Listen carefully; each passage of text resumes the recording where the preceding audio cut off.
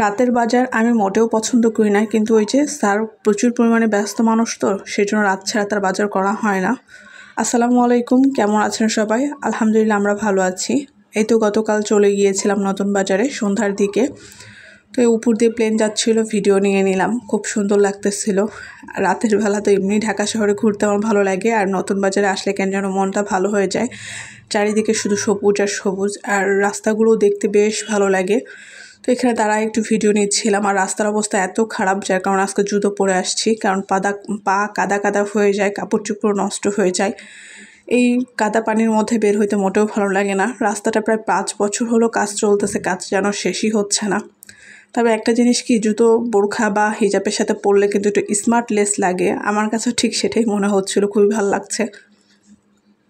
ভাবতেছি আবার কন্টিনিউ বোরখাই শুরু করব, বোরখা পরা শুরু করব। আমার কাছে বোরখা পরাটা খুব ভালো লাগে, বিয়ের আগে থেকেই পরতাম, লাবিব হওয়ার পরে বাদ দিয়েছিলাম, আবার ভাবতেছি শুরু করব।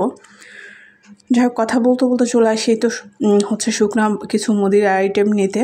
তারপরে চলে আসি মাছের বাজারে। এখানে আমার ছেলে হচ্ছে গলদা চিংড়ি দিয়ে হচ্ছে যে পোলাও খাবে, সেজন্য হচ্ছে যে এইখান থেকে চিংড়ি মাছ নিয়ে তারপর চলে আসি বাটা মাছ নেওয়ার জন্য।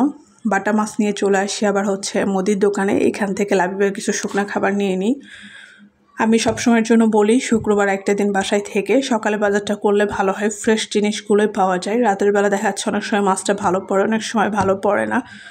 কালকে মাছগুলো নিয়ে আসার পরে চিংড়ি মাছটা ঠিক ছিল, কিন্তু বাটা মাছটা একদমই মানে আমার মাছটা কাটতে বসে এত খারাপ লাগতেছিল। মাছটা দেখতে সুন্দর, মাছটা শক্ত ছিল, কিন্তু পেটগুলো সব নরম ছিল। মাছ কাটতে গিয়ে পেট দিয়ে লাড়ি ভুড়ি বের হয়ে যাচ্ছে। মাছ দেখার পর একটু মন খারাপ হয়ে যায়, কি আর করার, নিয়ে চলে আসছি। তো যাই হোক, কী কী বাজার করছি সেগুলো এখানে বের করে নিচ্ছিলাম। টেবিলের জন্য একটা পলি নিয়ে আসছি, এই পলিটার খুব দরকার ছিল, সাদা পলি, সাথে দুধ, বিস্কিট, নুডলস, চা পাতা, আর বারবিকিউ সস, টমেটো সস, আর এই তো কফি দুটো আমার ছেলে চকলেট মনে করে নিয়েছিল। সাথে ছিল তেল, তারপরে ছিল শ্যাম্পু, মসুরের ডাল, কালারের ডাল, মুগ ডাল, যেহেতু কালার ডালের খিচুড়িটা আমরা খুব বেশি পছন্দ করি। তো এই সামান্য কিছু বাজার ছিল কালকে মাত্র 2000 টাকা। মাত্র এই জন্যই বললাম যে এখন টাকার দাম কম, জিনিসের দাম বেশি। 2000 টাকায় ব্যাগ ভরে যেখানে বাজার আসতো, সেখানে এখন ব্যাগের অর্ধেক মানে এক কোনায় পড়ে থাকে। যাই হোক, তো এখানে হচ্ছে যে বিস্কিট নেওয়া হয়েছিল, সেই বিস্কিটটা রিফিল করে নিচ্ছিলাম। বিস্কিটটা অনেক মিষ্টি, আর আমি মিষ্টিটা খেতে পছন্দ করি না, তবে লাবিব আব্বু খাবে দেখে নিয়েছে, আমার কাছে ভালো লাগেনি, এই জিনিসটা ওকেই খাইতে হবে। আর এই যে বারবিকিউ সসটা দেখাচ্ছি, এটা বেশিক্ষণ যায়নি, আমার ছেলে বোতলটা ফেলে ভেঙে ফেলছে। মানে আমার কাজগুলো ওর পছন্দ হয় না, ও যেভাবে করবে সেভাবেই করতে হবে। আমি গুছাচ্ছি একভাবে, সে গুছাচ্ছে আর একভাবে, পরে কি আর করার, বললাম ঠিক আছে তুমি গুছাও, এটা আমি পরে সাইজ করে নিব। ওর সামনে আপাতত এইভাবে রেখে দিলাম। তারপর রান্নাঘরে এসে তো মাছগুলো বের করে নিচ্ছিলাম।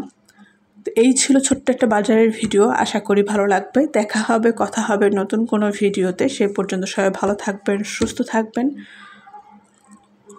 সবার জন্য দোয়া রইল।